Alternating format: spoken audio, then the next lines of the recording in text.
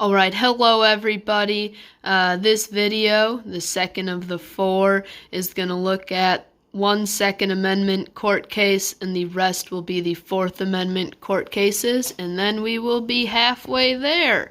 So, to get started, the first one, and it's a Second Amendment court case, is Heller versus D.C., and this was pretty major because the court case ruled for the first time that it was an individual right to own a gun.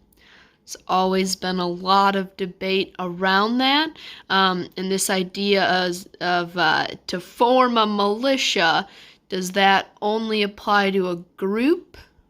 Or does that apply to an individual person being allowed to own a gun? So Heller versus D.C. was a pretty major court case that argued it's an individual right to own a gun. All right, on to the Fourth Amendment court cases. So court cases dealing with searches, and are they reasonable or unreasonable? The first one is New Jersey versus TLO, and TLO are a girl's initials. So she was a minor when the court case started, so they didn't use her name. So that's TLO. But what happened was she was selling drugs at school out of her purse.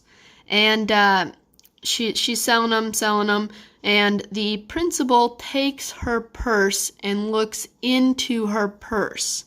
And when he looks into her purse, he finds lists of what money people owe her, finds drugs ready to be sold, all that type of stuff. And she argued that that was against her Fourth Amendment right to an unreasonable search and seizure because he wasn't an officer of the law and he did not have probable cause to look into her purse.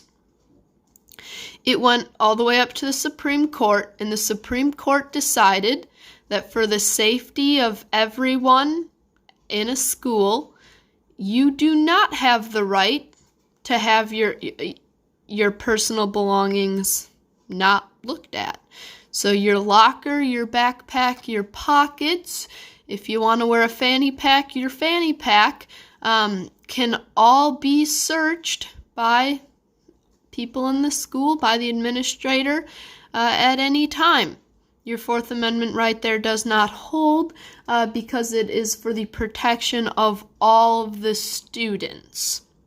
So TLO lost that court case, and in school, that's why schools can bring in the drug-sniffing dogs.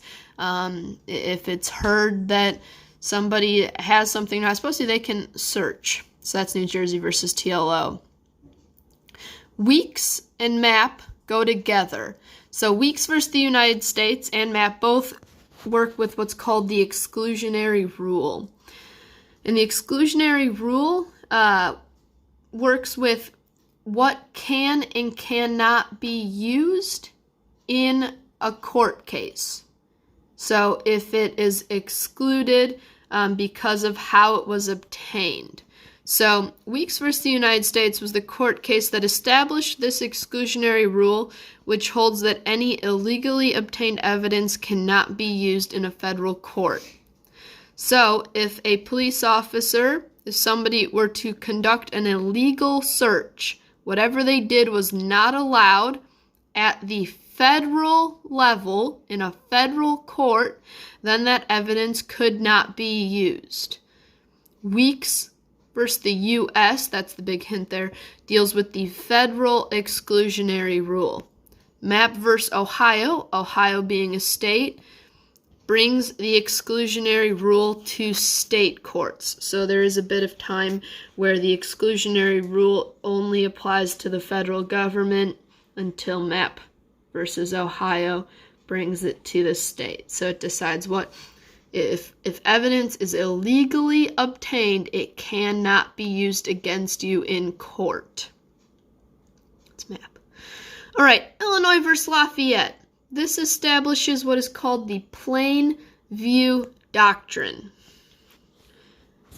How this works. Anything that can be seen without opening a door without moving something is plain view. So if an officer knocked on my door right now and I invited he or she in and said, "Yeah, you can come in and talk to me," anything that is visible from where they stand is plain view, and if I have something illegal, I could get arrested for it. It is completely a legal arrest because it was plain view. So from where I'm sitting right now, my watch, my baseball mitt, the baseball, my mug, the book, that would all be plain view. If somebody walked in here right now and they saw that and it was illegal, boom, I'd be arrested. Totally fine. However, they would not be allowed to say open any of these cabinets. If they started opening the oven and found something illegal, that would be part of the exclusionary rule, and it could not be used because it is not plain view. Now, if you tell the officer, go ahead, open any cabinets, well, then you gave consent and anything found can be used against you. If you're out in public and you're doing something you're not supposed to, that's plain view, right? If it can be seen by not moving anything, by not opening something, it is plain view. And Illinois versus Lafayette establishes this. Alrighty, on to 16. Schumber versus California. This is a big one that could be used right now. So, this court case established the police powers of the state. The court ruled that the state can perform certain functions as long as they promote four principles: health, safety, morals, and general welfare of its citizens. So here's a couple examples of how this could maybe be used, and one of them is right now. The state government has closed everything. The reason we're not at school is because Governor Holcomb said we're not going to go to school. Because he said for the health and safety and general welfare of Indiana citizens, we should not be at school right now. He has the power to do that because of this court case. He has the power to say whatever, that us going out to eat at restaurants, that us having gatherings of 10, 50 people or more, going to a church service is not safe, it is not healthy, and it does not promote our general welfare of citizens, then they are able to put in certain measures. So we are living this court case right now. Another example of this, for instance, could be sometimes governments do needle exchange programs if there's an outbreak of HIV. A lot of times that's spread through needles. So that is something that they are allowed to perform because it promotes health, safety, morals, and general welfare. A government, state government, is then allowed to do it. All right. Rachin's a fun one. Rachin versus California. It's known as the stomach pumping case. Some guy had all sorts of, he had all sorts of pills. And officers come into his house, and they're all sitting there. He's not supposed to have them. So he takes a handful of them, and he swallows them.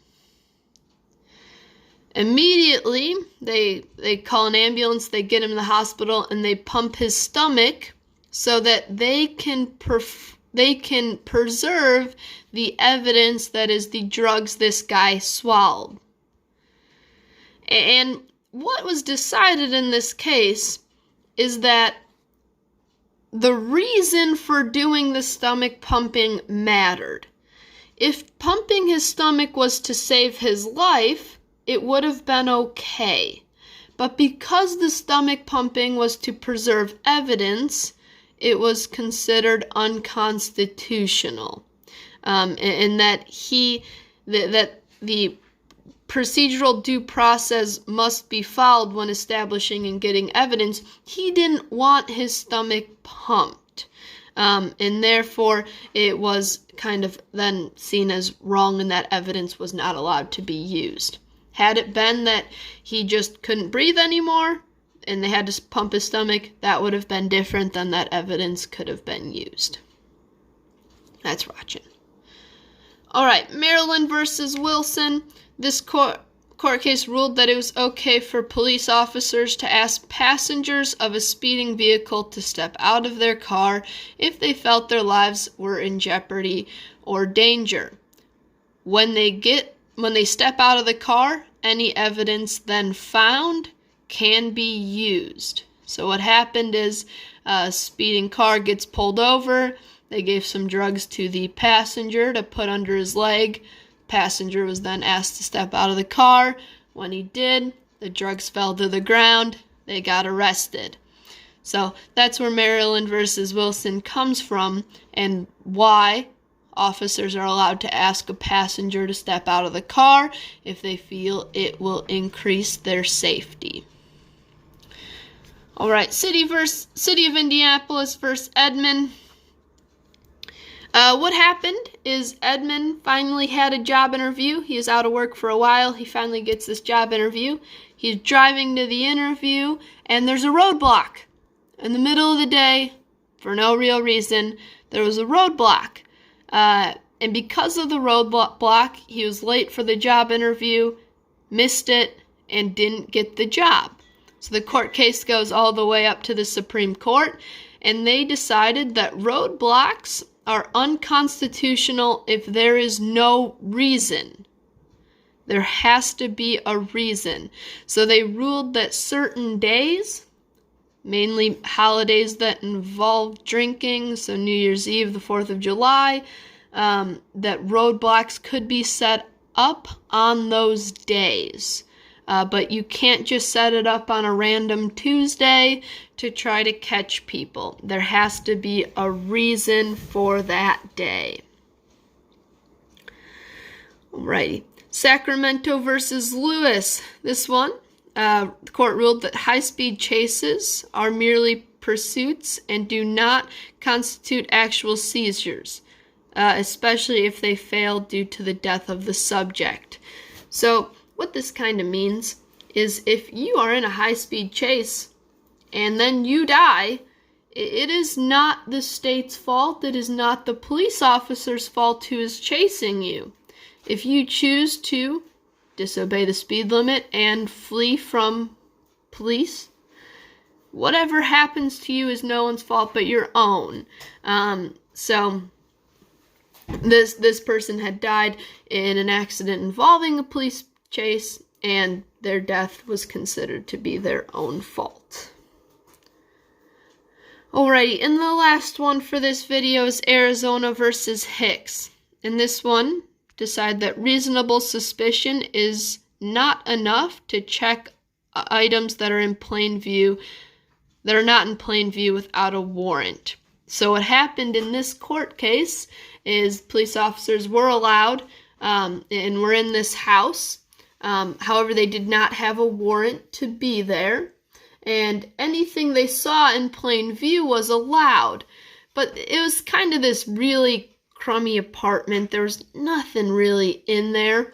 But then they look over, and there's this huge, brand new, state-of-the-art stereo, and it just didn't fit. So being good police officers, they realized that. And they're kind of looking at the stereo, but then they take this added step and they turn the stereo ever so slightly so that they can look at the serial number on the back. That then is an added step. It was not in plain view. They moved something to make it in plain view, and therefore the exclusionary rule applies, and that was not an okay search. So those are your Second and Fourth Amendment court cases. Please email me if you have any questions.